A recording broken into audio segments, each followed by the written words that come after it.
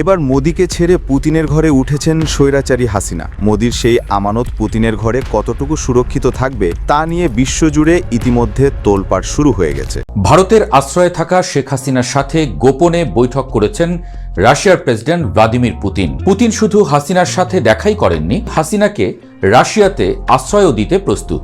আসসালামু আলাইকুম প্রিয় দর্শক শ্রোতা, শেখ হাসিনা আর ভারতে নেই। ভারত থেকে শেখ হাসিনা চলে গিয়েছে রাশিয়ায়।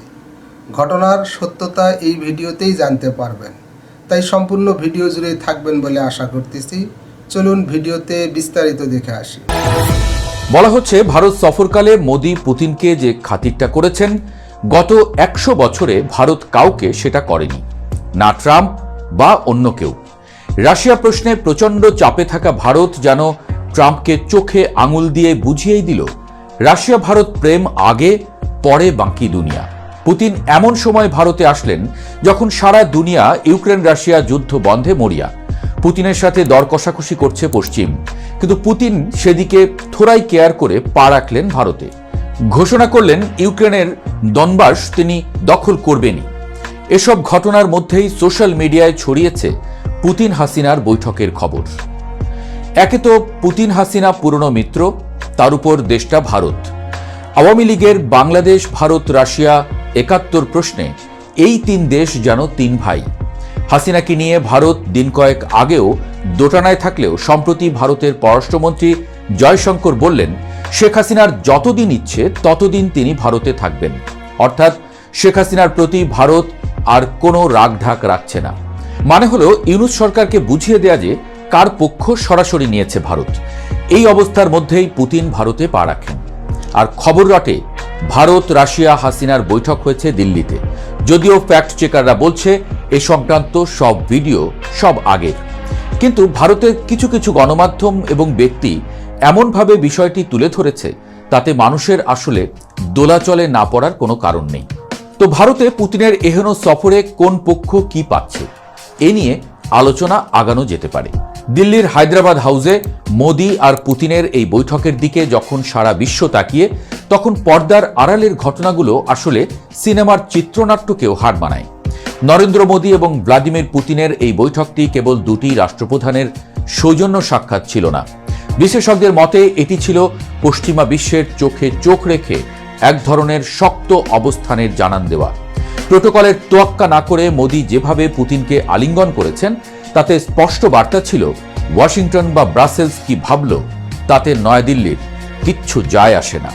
ইউক্রেন ইস্যুতে যখন পুরো ইউরোপ এবং আমেরিকা রাশিয়াকে একঘরে করে ফেলার মিশনে নেমেছে, তখন মোদির এই উষ্ণ অভ্যর্থনা প্রমাণ করে যে রাশিয়ার সাথে ভারতের সম্পর্কটা কোনো সাময়িক বাণিজ্যের উপর দাঁড়িয়ে নেই, এর শেকড় আরও অনেক গভীরে।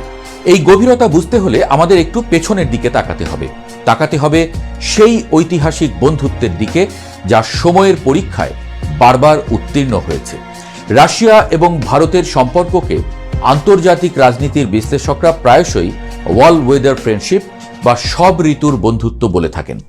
সরকার বদল হয়, নেতারা আসেন এবং যান, কিন্তু মস্কো এবং দিল্লির সম্পর্ক যেন এক সরল রেখায় চলে। স্নায়ুযুদ্ধের সময় থেকে শুরু করে আজকের এই বহুমাত্রিক বিশ্ব ব্যবস্থায় রাশিয়ার সব সময় ভারতের পাশে ঢাল হয়ে দাঁড়িয়েছে। জাতিসংঘে যখনই কাশ্মীর বা অন্য কোনো ইস্যুতে ভারতের বিরুদ্ধে প্রস্তাব এসেছে, রাশিয়ার ভেটো ক্ষমতা ভারতকে সুরক্ষা দিয়েছে। ঠিক একইভাবে ইউক্রেন ইস্যুতে ভারতও কখনো সরাসরি রাশিয়ার নিন্দা না করে কূটনৈতিক কৌশলে নিরপেক্ষ থেকে পরোক্ষভাবে মস্কোর পক্ষই অবলম্বন করেছে। এই সফরেও সেই ঐতিহাসিক আস্থার প্রতিফলন দেখা গেল। এখন প্রশ্ন হলো, হঠাৎ করে কেন পুতিনের এই ভারত সফর, বিশেষ করে এমন এক সময়ে যখন ইউক্রেন যুদ্ধের মোড় ঘুরছে এবং দক্ষিণ এশিয়ার রাজনীতিতে এক বিশাল পট পরিবর্তন ঘটে গেছে।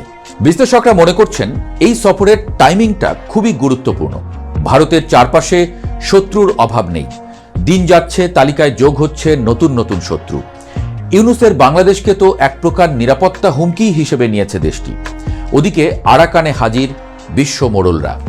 পুতিন খুব ভালো করেই জানেন দক্ষিণ এশিয়ায় নিজের প্রভাব বজায় রাখতে হলে ভারতকে হাতে রাখা আবশ্যিক।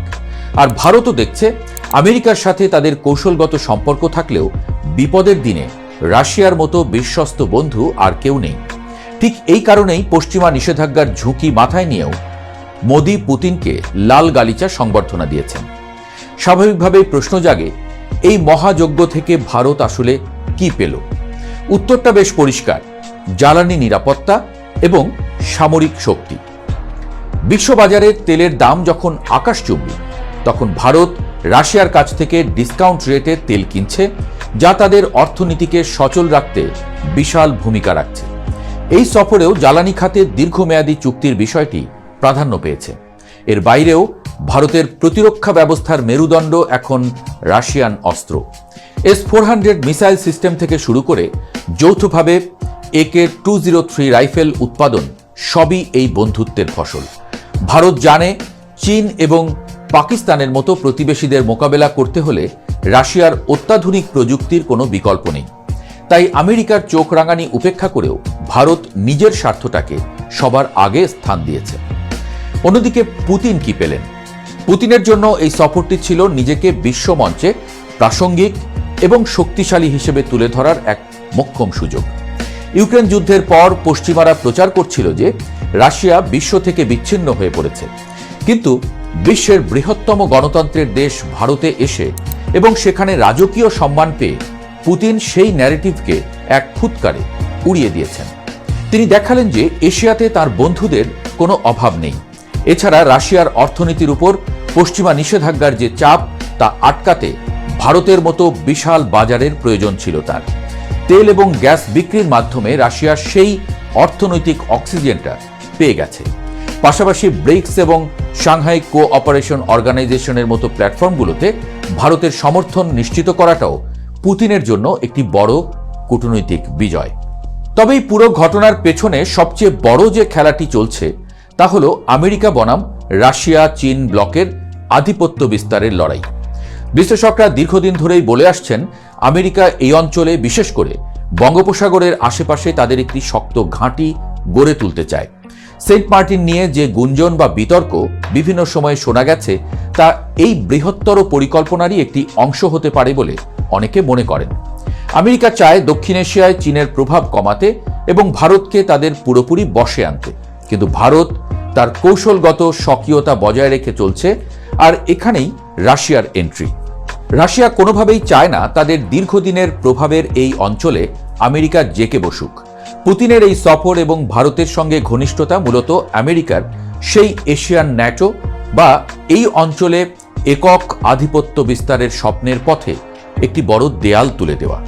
এই সমীকরণে 1971 সালের স্মৃতিচারণ করাটা খুবই প্রাসঙ্গিক, কারণ ইতিহাস বারবার ফিরে আসে। 1971 সালে বাংলাদেশের মুক্তিযুদ্ধের সময় যখন পাকিস্তানের পরাজয় নিশ্চিত জেনে আমেরিকা তাদের 7ম নৌবহর পাঠিয়েছিল, তখন কিন্তু এই রাশিয়াই আমাদের রক্ষা কবচ হয়ে দাঁড়িয়েছিল। বঙ্গোপসাগরে আমেরিকার জাহাজের গতিরোধ করতে রাশিয়া তাদের সাবমেরিন এবং ডেস্ট্রয়ার পাঠিয়ে দিয়েছিল। সেদিন যদি রাশিয়া ভেটো না দিত এবং সামরিকভাবে হস্তক্ষেপ না করত, তবে বাংলাদেশের স্বাধীনতার ইতিহাস হয়তো অন্যরকম ভাবে লেখা হতো। সেই কৃতজ্ঞতা বোধ থেকে বাংলাদেশ, ভারত এবং রাশিয়ার মধ্যে একটি অঘোষিত মনস্তাত্ত্বিক বন্ধন রয়ে গেছে। আজকের দিনেও যখন আমেরিকা মানবাধিকার বা গণতন্ত্রের ধুয়ো তুলে এই অঞ্চলের রাজনীতিতে হস্তক্ষেপ করতে চায়, তখন পুরনো সেই স্মৃতিগুলোই আবার সামনে চলে আসে। আগের আলোচনায় আবার ফিরে আসি। শেষমেশ পুতিন এবং হাসিনার সরাসরি বৈঠক হোক বা না হোক, রাজনীতির মাঠে বার্তাটা কিন্তু পৌঁছে গেছে। শেখ হাসিনা ভারতে আছেন এবং ভারত স্পষ্ট করে দিয়েছে যে তারা তাদের পুরনো মিত্রকে ছাড়ছে না। আর ভারতের কাঁধে হাত রেখে পুতিনও বুঝিয়ে দিলেন এই অঞ্চলে আমেরিকার আধিপত্য মেনে নেওয়া হবে না।